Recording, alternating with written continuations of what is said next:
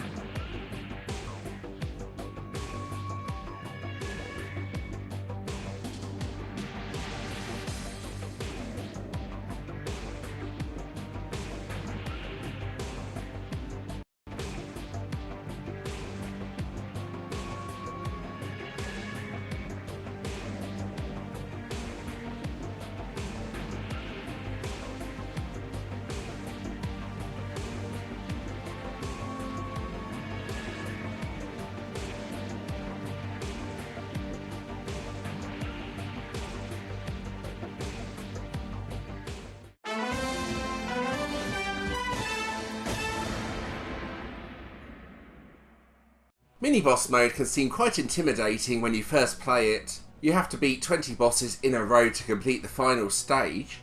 The first thing you want to do is turn off all other merged ships apart from Cyberblade. If you don't know how to do this, have a look here and you will see a box with equip or in use on the top left part of the screen. That box should not have a green tick in for all merged ships apart from Cyberblade. You want the power squad as your pilot squad. You can put Patrick as the leader for the ship damage boost as well, as I have done here. By using this method, you will get a Cyberblade early on, which will make the later stages much easier. Here's stage 20 using this method, hopefully won't be too difficult to complete.